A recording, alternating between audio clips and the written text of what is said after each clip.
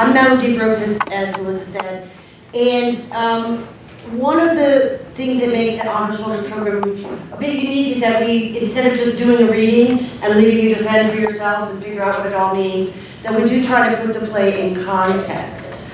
And tonight we have Frances Burney, and in your play there is a bio of her and an essay that talks about her work.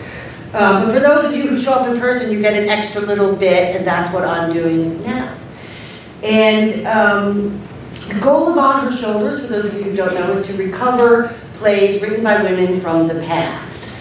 But most of the women that we have featured were not unknown in their own lifetimes. Many of them were very well known. They were just erased from history and their work was lost. And Fanny Burney is no exception to that. She was one of the best known novelists of her day. She's credited with inventing a whole new style of writing for English novels, and she was a regular presence in the English literary and art scene for 50 years. Her letters and diaries were published right after her death, although they were cleaned up and expurgated a bit before that happened. And her reputation as a writer, a novelist, and a diarist still continues today. But the one thing that she wasn't known for in her lifetime was as a playwright. She never got the chance to show her contemporaries or the public of the time what she could do in that genre, and it would be almost 200 years before the creation of her last work for the stage would even be published. Throughout the 19th and early 20th centuries, there were a few literary critics that attempted to analyze the two works that they knew about. The Witlings, which was her first play, never produced, and Edwy and Elgiva, which was the only one of her plays to ever get a production, but it closed after one night. It closed because the performances were so bad, not necessarily that the play was so bad. And she was appalled and embarrassed. Apparently one of the major actors did not know his lines, was just making it up as he went along. And so she said, can't have that. There were lots of reviews of the plays, but and most of them criticized the actors and the production, not the play. But there was a flaw in the people that were attempting to write about these two plays after Fanny's death, and that was they had never actually read these two plays because they weren't available to be read. The only source for evaluating Fanny as a playwright for over 200 years were the reviews from Edwy and Elgiva. A complete edition of all her plays was finally published in Montreal in 1995, edited by Peter Sabor, Jeffrey Sill, and Stuart Cook. And Peter Sabor, one of those who edited that edition, wrote an article, The Rediscovery of Frances Burney's Plays, in the journal Lumen. And he talks about some of the reasons why Fanny never got a chance to see her plays produced. So after the success of her novel, Evelina, which she wrote anonymously, you can read all about that in the playbill, many of her mentors, who were theater people and artists and writers, urged her to write a play because her novel was so good at the dialogue that she had a real gift for it, making people sound like real people. And they all said, hey, you should write a play. Samuel Johnson, who was one of the most notable literary figures of the day, really encouraged her to do it, and he wanted her to write something called Streatham, a farce. And Streatham was the home of Harriet Thrale, I think it's Harriet, who was one of the patrons of the arts, and she would have soirees and salons at her home, Streatham. So Johnson was urging her to make fun of her own set, so she started to write it.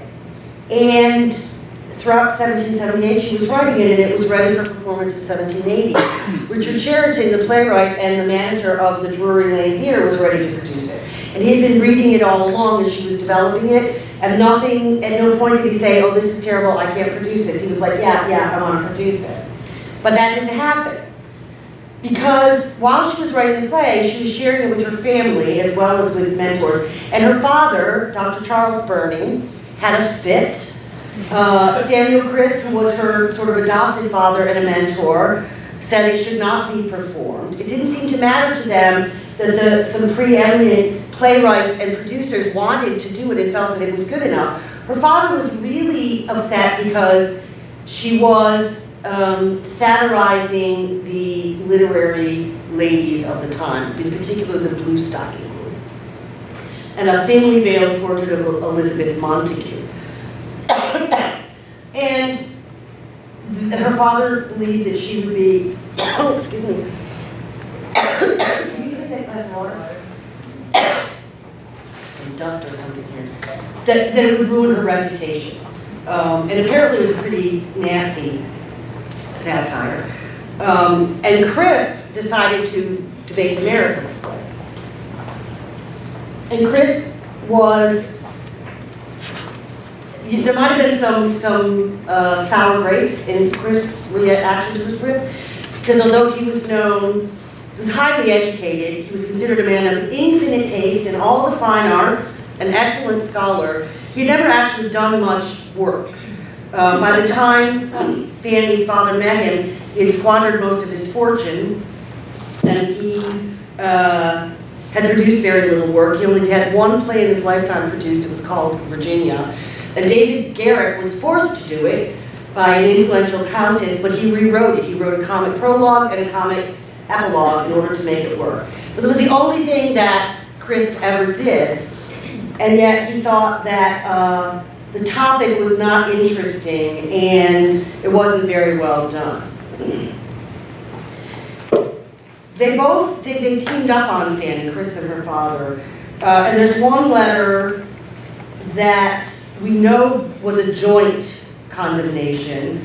We don't have that letter still existing, but we have Fanny's response to it, and she called it a hissing, groaning, cat-calling epistle. So the only analysis of Fanny's play occurred in private. And without a public performance, there was no way to test her father's or Chris' criticism or to see if the play could stand or fall on its own merits. And after months of this assault, Fanny succumbed and she pulled the play from production. To her father she wrote, "You have finished it now in every sense of the word." And in her journal she bade a sad farewell to the poor witlings forever and forever and forever. And it would take 200 years for the witlings to make it to the stage. And it wasn't until 1907 that anyone analyzed the play having actually read it. So all of the major literary analysis preceding Constance Hill's The House in St. Martin Street simply regurgitated the criticisms of Dr. Burney and Samuel Crisp as noted in Fanny's correspondence. So this was her reputation as a playwright, which was based on the criticisms by her father and Crisp of a play that nobody had ever actually read.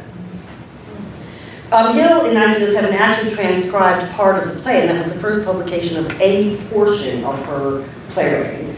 And she said, "We have read the play with much interest and amusement, though recognizing some of the drawbacks which struck Dr. Burney and Mr. Crisp so forcibly." An early feminist study by Ellen Moore in the 80s said that The Witlings was very funny and quite stage-worthy, but she was relieved it was suppressed, apparently agreeing with Dr. Burney that Fanny would have suffered for it. And she likened it to a young aspiring writer submitting a nasty satire about Gloria Steinem to Ms. Magazine. But one of the things about that comment that struck me was men write satires all the time in which they savage each other and their own inner circle, and nobody says you can't do that. It doesn't ruin their career. The fact that people can laugh at themselves is sort of seen as a good thing. So the question for me is, would it really have been so bad when she had Samuel Johnson, who was the one who said, write a satire, Richard Sheridan ready to produce it? So it's impossible to tell why she let her father and Chris really convince her to not have it produced. And unbelievably, she'd have to go through the same thing 20 years later with her next comedy, Love and Fashion. It also had a producer waiting in the wings. By this time, Crisp had been dead for 16 years. Fanny was a married woman, and her father had not even read that manuscript. He had at least read the Witlings to comment on it. It was actually Fanny's brother, Charles Burney Jr., who approached Thomas Harris, who was the manager of the Covent Garden Theatre, and in October 1799, he sent her a letter and said that Harris wanted to put it on stage in March of the following year. And in the letter he said, H is surprised that you never turned your thoughts to this kind of writing before, as you appear to have really a genius for it. There now, exclamation point. This is in his letter. And that there now does so much work. Yes, she had turned her thoughts to it. Yes, she does have a genius for it. Yes, a major producer wanted to do it, but in that 20-year span between the Whitleys and this play, no one knew she actually could. And he offered her £400 for the play, which was a very significant amount of money at the time. He spread the word of his upcoming performances, advertised it, and the Morning Chronicle on January 29, 1800 noted, Madame D'Arblay, which was her married name, Cis devant Miss Burney, has comedy forthcoming at Covent Garden Theatre. This notice unfortunately caught the notice of her father, and it was hard not to miss because it had both her married name and her maiden name. And he immediately wrote to Fanny to put a stop to it. Fanny agreed to a temporary stop only because her sister Susanna had just died. So she didn't intend for it to not go on, she just was going to wait. And she wrote a letter to her father and she said, appear when it will, you will find nothing in the principles, the moral, or the language that will make you blush for me. Her hopes for a future production were not fulfilled, and it never made it to the stage. And neither did the other two comedies she wrote in the first years of the new century, The Woman Hater, you can see a reading of that tonight, and A Busy Day, which most people think is her best play. Her tentative cast lists for The Woman Hater showed it was intended for production at Drury Lane, and A Busy Day at Covent Garden. So after she died in 1840, the fact that this sort of rumor that she had a few plays just completely disappeared from history. And the few critics who discussed her work, again, did the same thing, writing about what somebody else had said about them. And the modern rediscovery of Burney's plays happened in 1941, when a huge number of her manuscripts were acquired by the Byrd collection of the New York Public Library. It had been in a private collection all those years. And it included the manuscripts of all of her plays, and it was made available to scholars in 1945. And in 1950, so 1945, it would still take 50 years before the complete set was published in 1995. And the first critic who really took advantage of this new material was Joyce Hemlow. And in 1950, she published an article which was a startling title to academics. It said Fanny Burney, playwright. And until that piece appeared, nobody even knew that A Busy Day and The Woman Hater existed, and three of her tragedies, no one knew they existed either. And for the first time, she offered an overview of all the plays, and that was 1950. She would then go on to write a definitive biography of Fanny a little bit later on. And what's been done since then, in terms of, there's been a lot written about her, mostly in the 21st century, once that, all of her plays were published. And people really like her writing. The tragedies still seem to be they're not quite stage-worthy. And my answer to that is, how could they be if they were never allowed to be put on the stage? When her one tragedy that got one performance was reviewed, one of the things, in addition to criticizing the acting, was that they said she wasn't really comfortable with the mechanics of staging a play. Somebody suggested that maybe with some editing and trimming you could make a good closet drama.